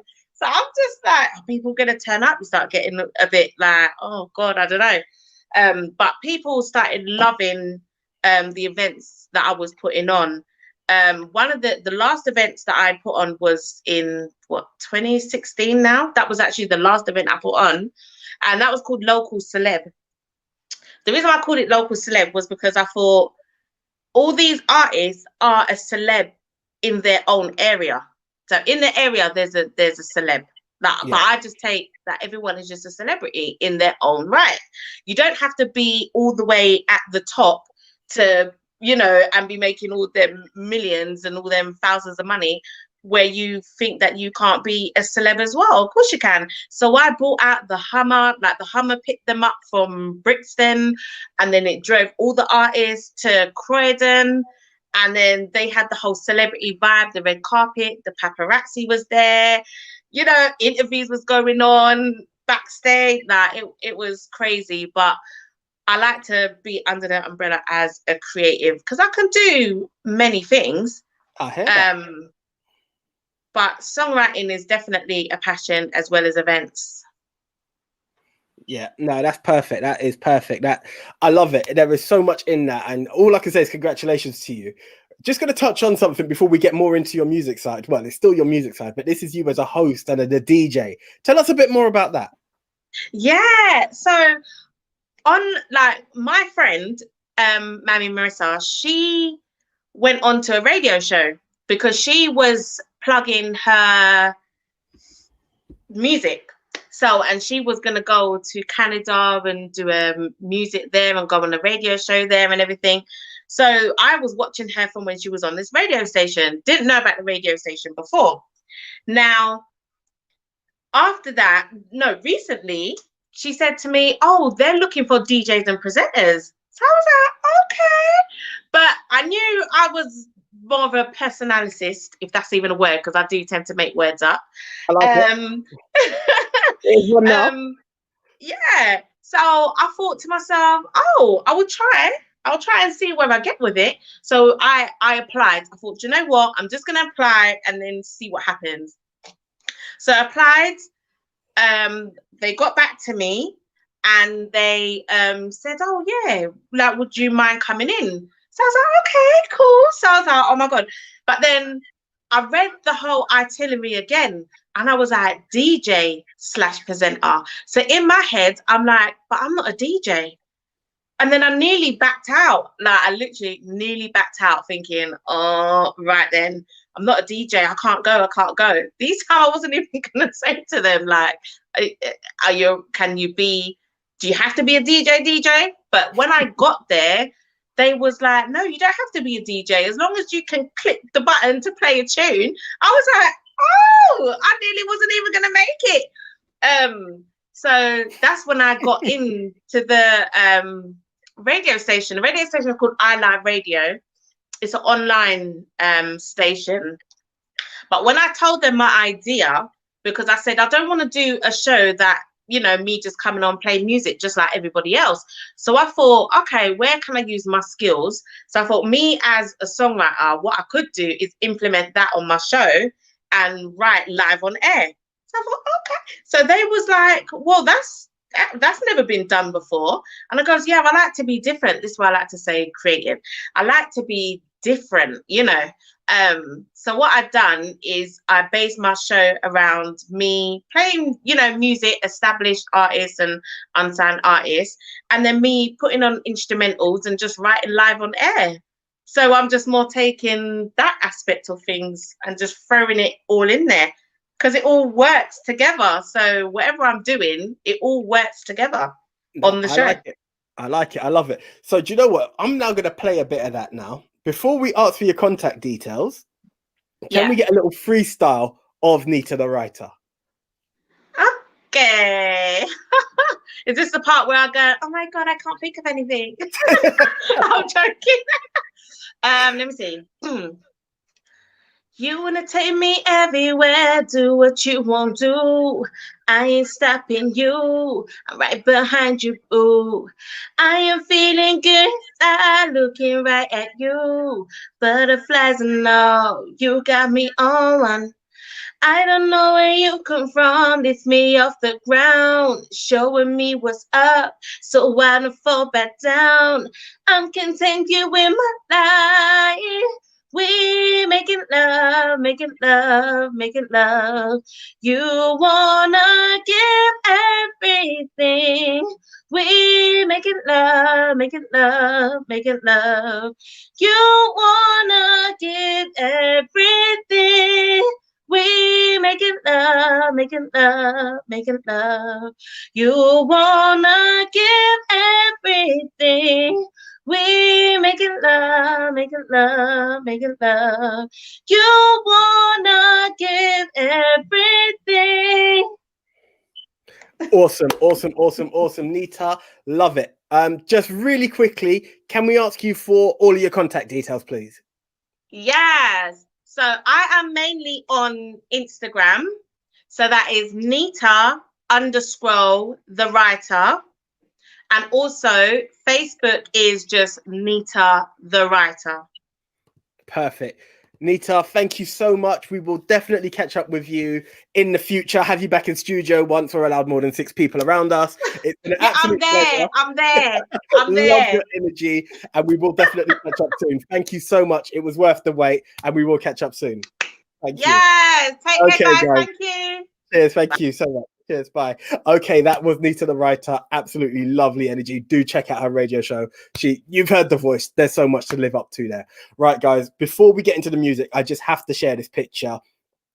30 years ago this week, the Fresh Prince of Bel-Air first aired on our screens. So there we are. Will Smith there with not the original cast. Uncle Phil sadly passed away. The second Aunt Viv is there. But more importantly, check the picture on the right. That is Will with the original Aunt Viv, Janet Hubbard. They have had a 27-year feud. For various reasons, their personalities clash, but they are now rekindled. And Will has promised us a Fresh Prince of Bel-Air reunion should be coming out on HBO Max, I believe. Don't know what it's going to be in the UK, but that is big. As a huge fan of the Fresh Prince, God, I feel so old saying that. I was 5 when it came out. I'm now, well, you can see it's 30 years old. We won't go any further. But yeah, looking forward to that. And there's also going to be a dramatized version of the Fresh Prince coming out in the future. More info on that as it comes out. Right, guys, gonna drop a quick music video for you. We played a bit of it last week. This is Hayley Cassidy and Still Stay. Enjoy.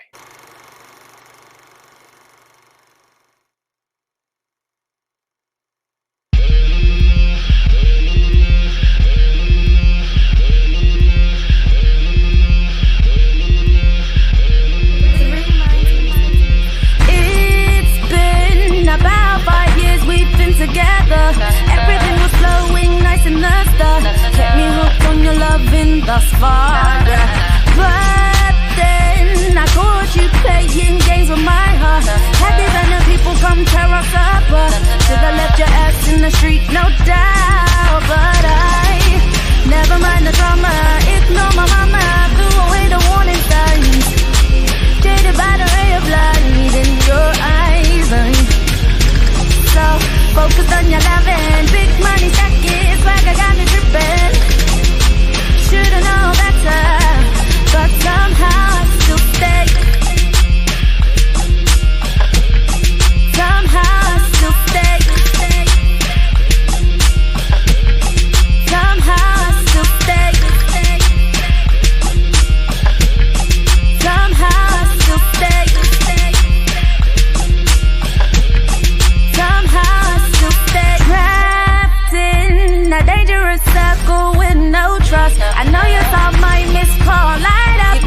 could've just told me where you are. Stupid mind games, they clearly playing me with your charm. Knowing what to say just to get by. You know you frustrate me with your lies, but I never mind the drama. Ignore my mama, through with the warning signs. Jaded by the ray of light in your eyes, like so focused on your loving. Big money seconds, random dripping, yeah. Should've known better, but somehow I still stay. Okay, that was Hayley Cassidy and Still Stay, an old classic there, but just had to share it. Had a lot of love for it when it was played last week, so I just wanted to intro that. And guys, if you are an upcoming artist, actor, anything in the entertainment field, do hit me up, Insta at Tony_NTR, and we can hook up and we can arrange something. And just like Nita, you could be on this show. Right, it's my time to welcome back. Hopefully she's tissued up, the Miss Pam Joseph. You're funny. It was an emotional moment. I just didn't have time to wipe my tears. That's all. No, I'm real. I'm real with that. You are real. A bit too real, mate. Right. Too raw for TV. That's why I'm on YouTube. Joking. Love you, Ben. Love you, Ben. TV. Yeah. Thank you, Anthony. Oh, and Nita, she was great. You know. Love her. Love the energy. Yeah. She's got so much Love the energy. energy. Yeah, I'm up for that. Yeah. Honestly, she just she's an inspiration, just a bang. You know, she's wonderful. And I wish her every success. I think she'll get it. You know, she's going to get it. Yeah. She'll get it, you know. Famous for that one. Just want to recap on the Marlena Harris Morgan's lottery, the community lottery.co.uk. Please get involved. You know, start with the 4 weeks, £4.35. Just do your thing for £4.30, or go for the 13 weeks, and that is £13, £1. But it is about where it goes to and helping our community. We've got to do this. Nice. Definitely. We've got to do it. Yeah. The fact that it makes such a change, not only are you a winner, you're helping the community win as well. I love everything about it. Never said. Love everything about that one. Thank you to all our guests today. Quick thing, in case family and friends miss today's show, you can catch us up on the Ben Television platform, that's Sky platform, 458, and that is Friday from 10 a.m. You can also see the repeat of it on Monday, and that is from 7 p.m. 5 p.m. Ends at 7.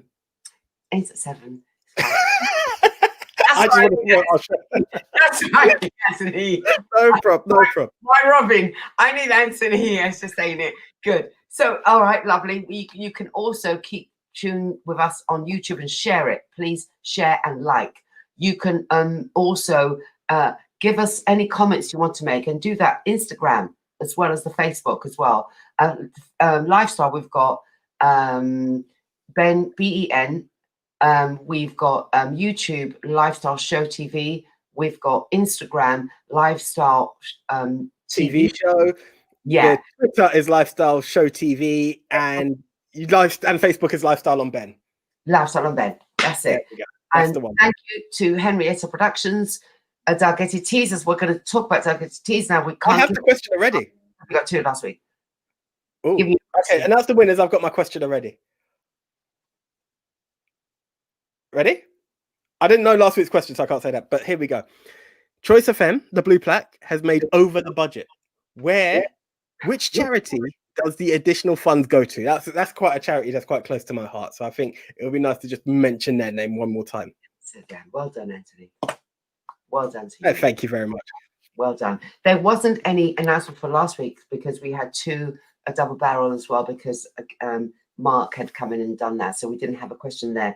I just have to say that Daddy Ernie did ask me to say on that little clip with me interviewing the folks there, I was wearing a Daddy Ernie t-shirt. So he said, Pam, you know, you've got to give a little shout to the lady that created it. She's called Trisha K, and it's Trisha K Creations.co.uk. We're going to hopefully get her on the show, and Trisha would love to do a bit of business with you and all. Let's get some lifestyle t-shirts going on. I agree, but I'm still waiting for my Daddy Ernie t-shirt. I'm sure it's in the post, Ernie. Love you. Yeah. Anyway, we're at that time, so we shan't digress anymore. But I always do it, Pam, so, thank you. Management team, Tamaray Event Designers, thank you for all that you've done. It's been great. Anthony, you are great. And don't leave me next time. So we're going to... No. Anyway, well, you know what? I promised everyone we would see more of this video. This is Loreen Cato and the Quarantine Kids, and now that we're going back down to 6 people, it seems so fitting. So this is Loreen Cato and the Quarantine Kids. All right. Have a good one. All right. Bear with me 1 second. Here we go.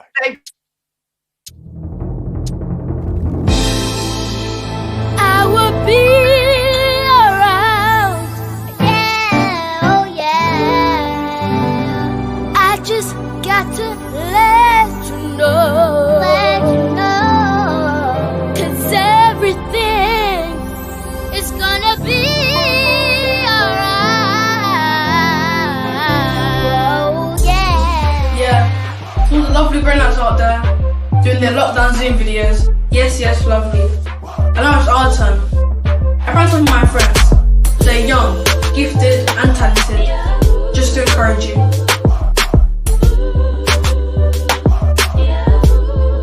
Everything is alright. You don't have to hide. When you're feeling down, I'll be sticking around. Everything is alright. You don't have to hide. When you're feeling down, I'll be sticking around.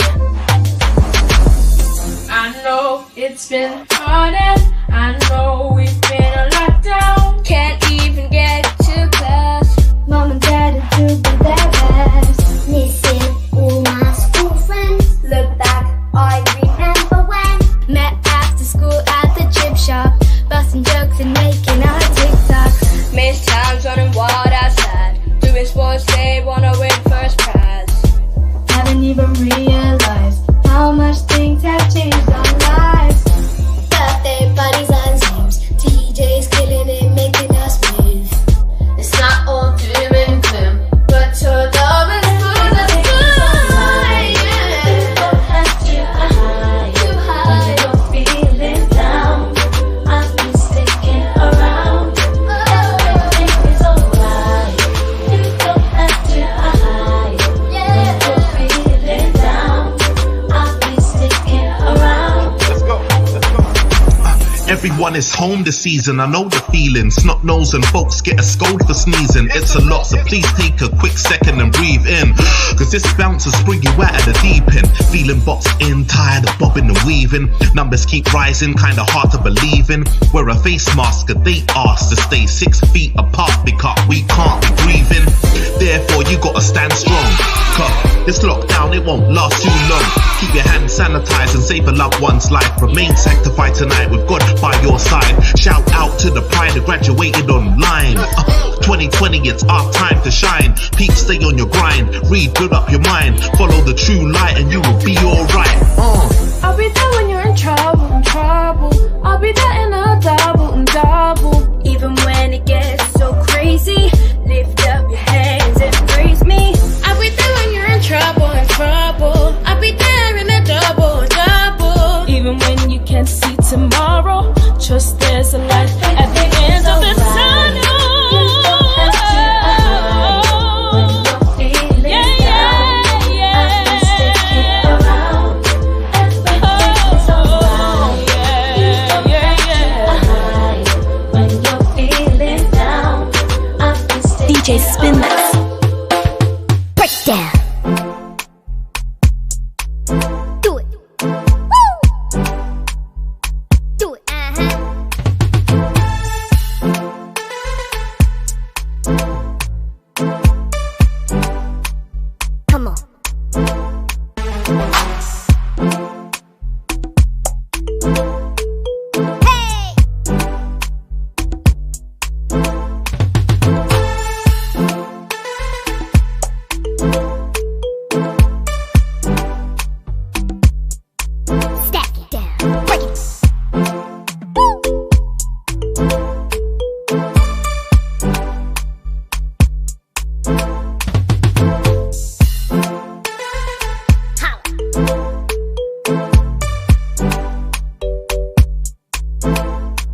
Bye.